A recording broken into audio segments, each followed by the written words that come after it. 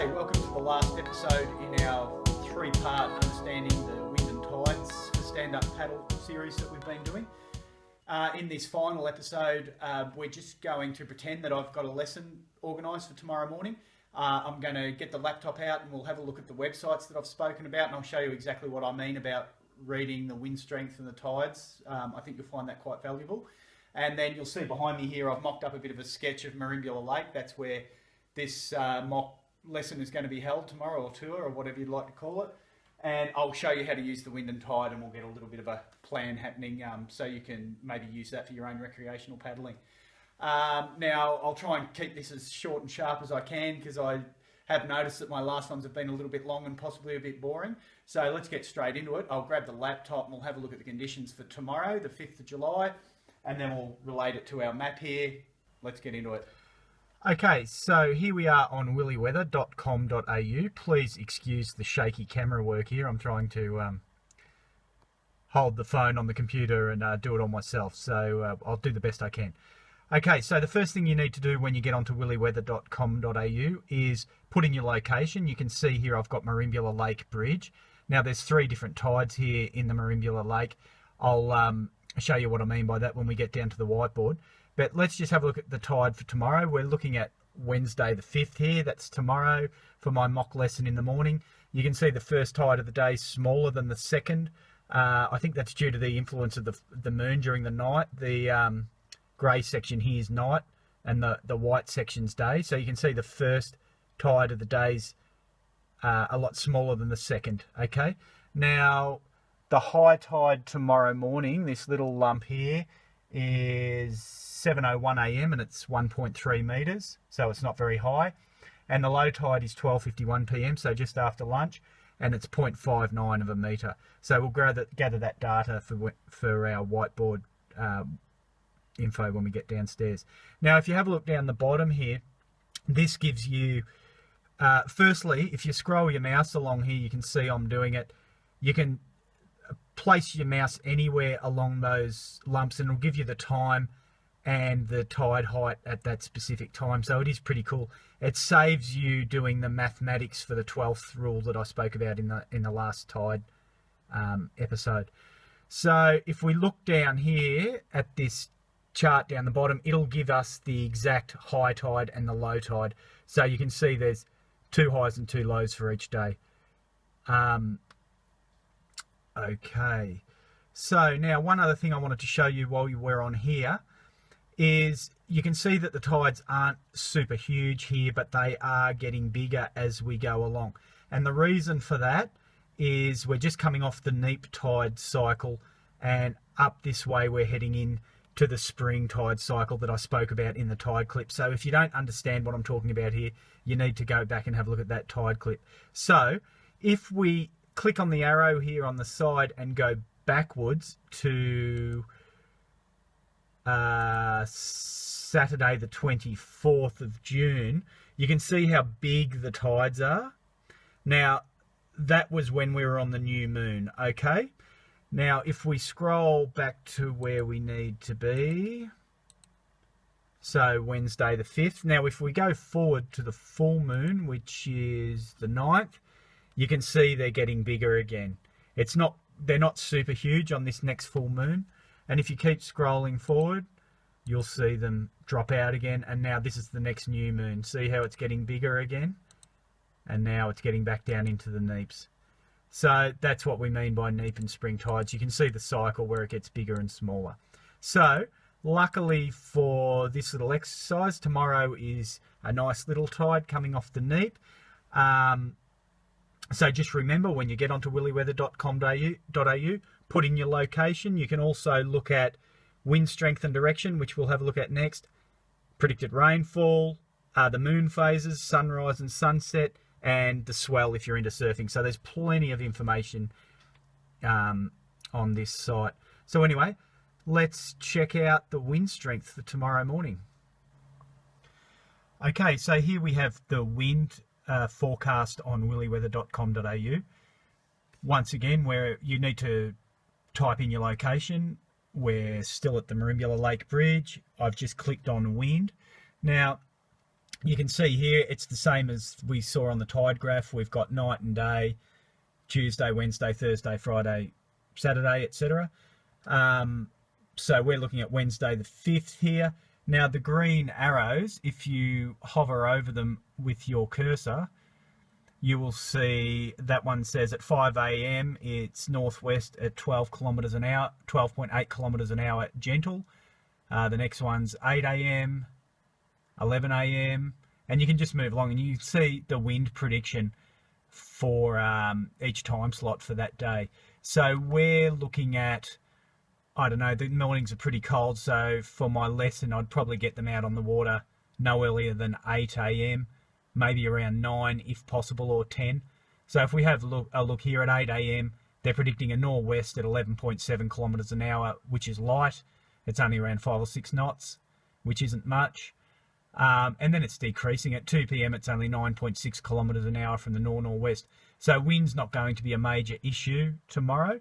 But it's just good to show you how to have a look at this to help you out with your own little predictions in the future. Now, if you have a look over here on the side, we've got a dark blue line underneath. That's actually what's happened today. The green arrows are the prediction by the Bureau of Meteorology. The blue line here is what happened in real time. That's the actual Merimbula Airport reading. So that's what the wind did, and you can see it's substantially lighter all day. And I have found, just through experience using this and organising lessons, that the wind is generally a lot lighter than what they predict. The only time it tends to really shoot over is when we get those really strong summer sea breezes where it really flies up. But you can see here how it's quite a bit lighter. I can pretty well guesstimate every morning it's going to be a bit lighter than what they predict. I'm not sure why, whether they do it just to safeguard themselves for, you know, if there are any storms or issues that pop up, but it always tends in real time to be a little bit lighter than what's actually predicted. So just keep that in mind. If you see there's going to be a bit of wind, like here, where their prediction is north-northeast at 26 kilometres an hour, and in real time, it was about 14.8 kilometres an hour. So if you've got something planned and you look at this and you think, oh God, the wind's going to be a bit strong, you never know till you go down and check it out. But this is a really good guide to help you set up your plan. Now let's slip over and have a look at magicseaweed.com, and I'll show you how they predict the wind and the swell, etc. Okay, this is magicseaweed.com, and this is a very good surf forecaster I found, and I just use it to double check the wind as well. Now, once again, you've got to click on your location. You can see here I'm specifically on Merimbula. Now, if I scroll down, give me lots of information. This is swell heights, but we're just looking at the wind today. You can see there's Tuesday, a detail of Tuesday.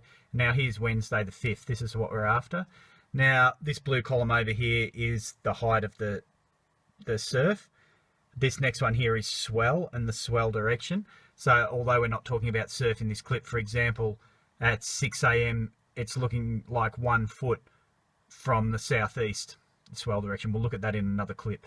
But if we go over to this side here, this is wind. So they're saying at 6 a.m, we're looking at a gentle north-northwest of about 9 miles per hour. So just remember, this one's in miles. And at 9 a.m, they're saying a gentle north-northwest at 10 miles per hour. And then at noon, they're saying a very light west-southwest at 1 mile per hour. So you can see it differs from the other site a little bit, but this is a pretty solid site. I find it pretty good. You can see the trend where the wind's moderating throughout the day on this one and on willyweather.com.au. So that would give me a pretty good confidence that the wind is only going to back off. So I can give my clients a bit of a sleep in the morning, knowing that they're not going to miss out on the good conditions by having a bit of a sleep in.